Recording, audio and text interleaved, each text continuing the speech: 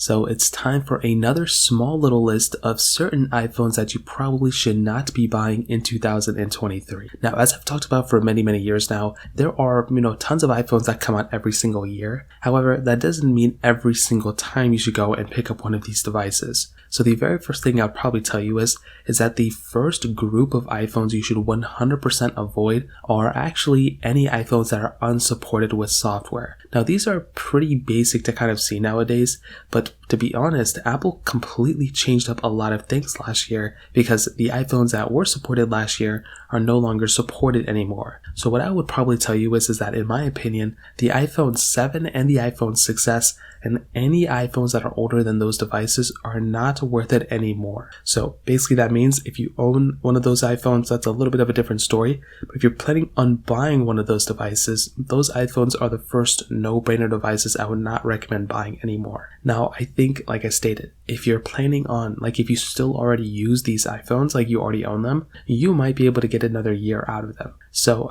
but most of the time, if you're going through and you're buying another iPhone, you're not actually buying it just to keep for a year. You're probably planning on buying it for maybe a few years or whatever the case is. So because of that, it makes very little sense to actually go and buy an iPhone like this if you're planning on, keeping it for a while. However, if you currently own this iPhone and you've been owning them, the 7, 7 Plus, iPhone 6s or iPhone 6s Plus, or any iPhones older than that, well, again, you may be able to get another year out of it, but I wouldn't recommend buying it at all. Now, another iPhone that, it's not necessarily not worth it, but the successors of these iPhones are so much better, I would just probably recommend going for those ones, are actually probably the iPhone 12s. Now, any of the iPhone 12s, now these are not bad iPhones by any means, and I think they're still pretty good, but because the direct successors of each individual one of those iPhone 12s are just so much better, it honestly just makes a little bit more sense for me to recommend you to just go up to those specific iPhones rather than going down to the iPhone 12s. The 12s I think are still good iPhones,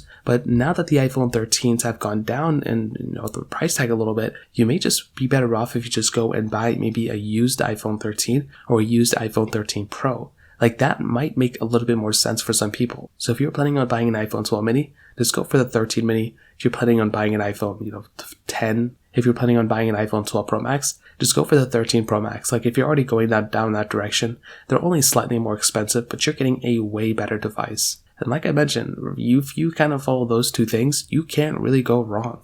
I think currently if you still own an iPhone 13, if you own an iPhone 10 even, those iPhones are still okay. But again, just keep in mind, if you have any iPhones that are unsupported with software, just be prepared to kind of upgrade from those. So that kind of covers it up. If you have any other thoughts or questions, let me know in the comment section below. Hit the like button, that'll mean so much, but definitely hit that subscribe button. More importantly than everything else, I love every single one of you guys. Hopefully I'll catch you guys in the next video. Peace out till then.